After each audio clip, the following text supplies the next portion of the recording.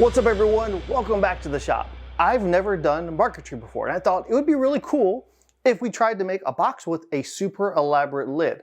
So I jumped on Inkscape and I made this cool pattern, and when we look at it, it's not too bad. We've got 3 different colors: red diamonds, black diamonds, and then I threw some white stripes in it just to kind of break it up visually. I grabbed some lumber, milled it down, and made my own set of veneers. We have some bloodwood for those red diamonds, wenge for the black ones, and then some holly for those bright white lines. I think I'm going to start by making those diamonds first. So I'm going to take these two and I'm going to stick them together and cut them out at the same time. I figure stacking these together and cutting them out at the same time should make it easier for our pieces to fit together. And to do that, I'm going to use the blue tape CA glue method.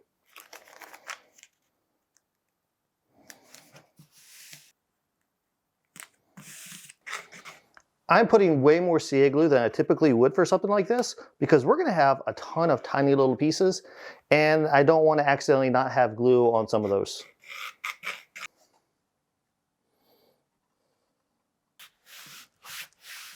I printed off a black and white version of my pattern, so I'm going to take this, use some spray glue to stick this onto my panel, wrap it all in plastic tape, and cut it out.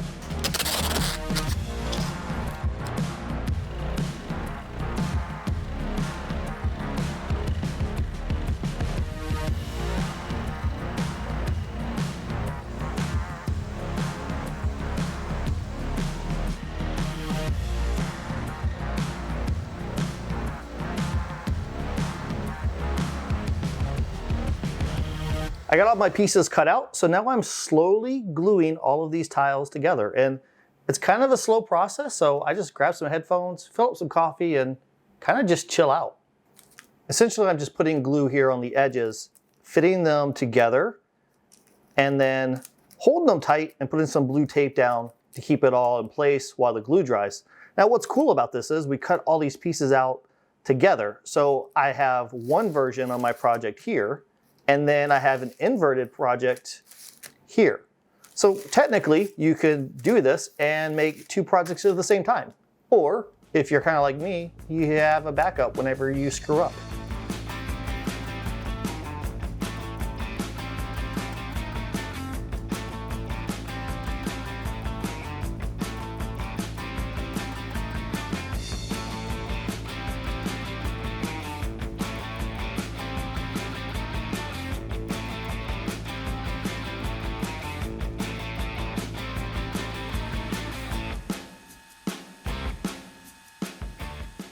I worked on that pattern for the rest of the day, and I have to say, I like it with the diamonds. Looks really cool. Now it's time to add those stripes, and I'm gonna call an audible.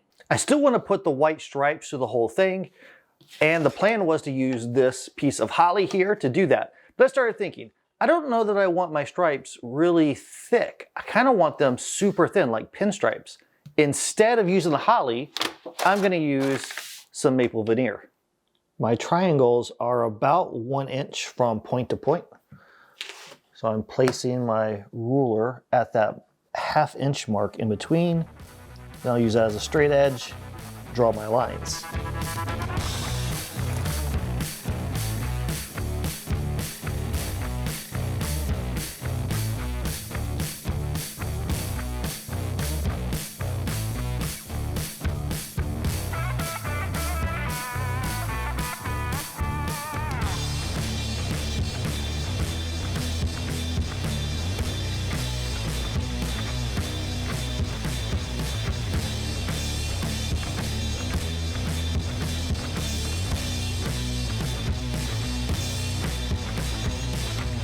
That was a ton of work, but I think totally worth it. So now we need to stick this on something. So I'm gonna go look through my scrap wood so we can start to make a box. I found a thick piece of sapele which will work perfect for this project. I had to cut it down to a rough, manageable size and then join it and plane it.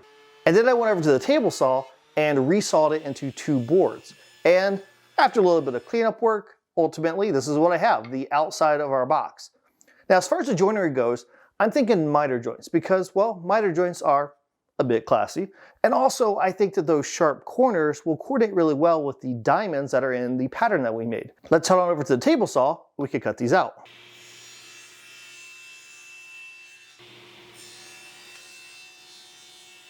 Miters are cut on the box, that's looking good. Now it's time to make the top and the bottom. And for the top, we're gonna use this diamond pattern that we made. Now, I could run this through the drum sander the way it is, and it's pretty substantial, but I do risk breaking it that way. So instead, I'm going to stick it onto this thick piece of MDF, give it a nice stable surface, run that through the sander, then we can glue another board on top of that, and then those together is gonna make up the entire lid. Man, that pattern looks beautiful. And I was thinking that whenever you open up the box, I think it would be cool to have the backside of it a dark color. So what I did was I milled up a piece of wenge. So I'm gonna glue our pattern onto that. That way when you open it up, you see the wenge on one side, you see the diamond pattern on the other. Now to do this lamination, we are gonna use this, my lamination jig. That's gonna make this whole process much easier. If you're interested in making one of these, I have a whole video on how to build one yourself.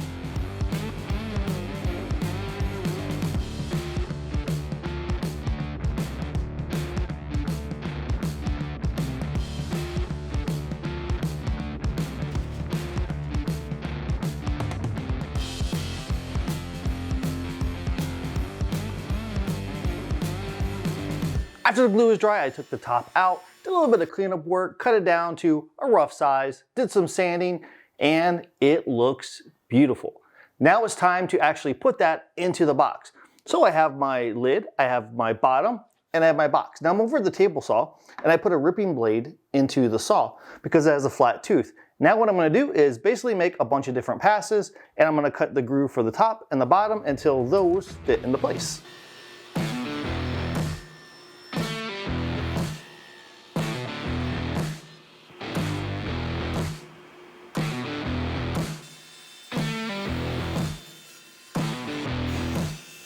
I cut the top and bottom so they fit into the groove. Now it's time to glue all this up. I'm just gonna use some hide glue for no other reason than I just really like to use hide glue from time to time. While I'm gluing this up, let me give a big shout out to our superhero community over on Patreon. If you're interested in being a superhero yourself, just like Alias Neo did, then head on over to Patreon and sign up today. You'll get extra stuff, goodies, sneak peeks, behind the scenes, extra videos, free woodworking plans, all kinds of fun stuff. And all of your support really helps out the channel. I'm just using some blue tape to hold all this together until the glue dries. Well, that looks like it's square. While the glue is drying on this, I'm gonna go ahead and start working on milling up some lumber because I wanna make a liner for inside of this.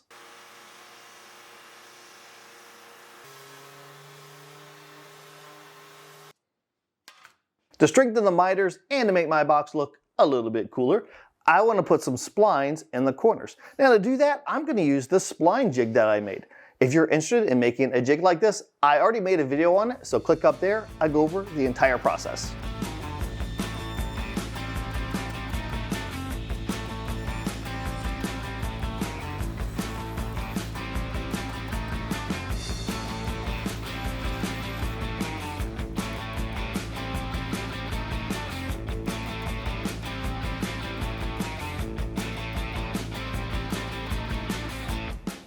After the glue dried, I went ahead and spent some time sanding everything down, getting those splines nice and flush. And right now we have us a fancy brick. It's not really a box because we can't open it up yet. Now's the time that is probably the most stressful of the project. We need to cut this thing in half. And to do that, you could use the bandsaw or the table saw. I like to use the table saw, but it doesn't really matter. Just kind of pick the tool that works best for you. I cut one side of the box, but before I cut the other side, I like to take a shim that's about 1/8 inch thick. That's the same thickness as my blade. And I'll stick that into that curve that I cut and tape it into place. Then I'll cut the other side. And by doing that, it makes sure that the lid doesn't move and pinch the blade. And I think I get a better cut, and it's probably a little bit safer that way too. The box looks great. Now at this point, I could install that liner and we'd have a removable lid and this whole thing would look awesome. But I was thinking, I haven't installed hinges in a while, so let's do that. I have these really nice brass hinges here. I've had these for a while, so If I can find them online, I'll drop a link down in the description. But I will say that a lot of times whenever makers are trying to install hinges and they're having problems, it's not really the maker or the woodworker. A lot of times it's the quality of the hinge. So don't cheap out. Don't get those really thin ones that are flexible that you can bend. Get you some really good quality hinges. At this point, I need to grab all of my tools and get to work.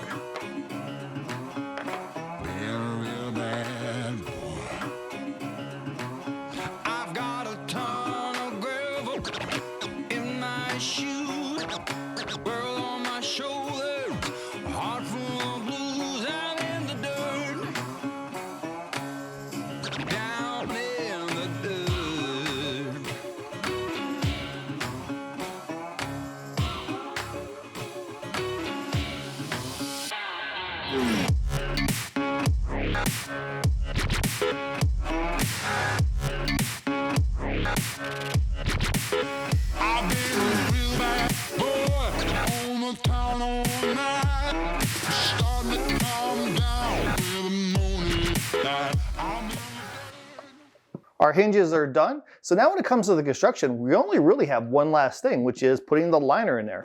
And if you remember, we milled up this board, so it's ready to go. So basically I need to cut this in half and then somehow stick this into that.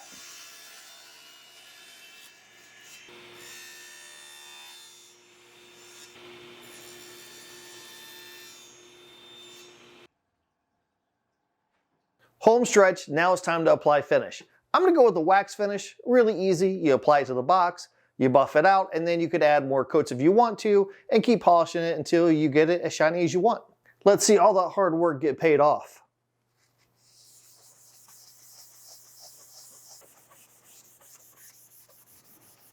Wow, what a project. There was a lot of woodworking in this. We had to do the marquetry pattern and then build the actual box itself.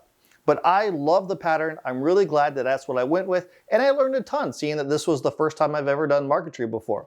Hopefully you enjoyed the video. If you did, consider subscribing to the channel. And until we meet again, get in your shop and build something awesome.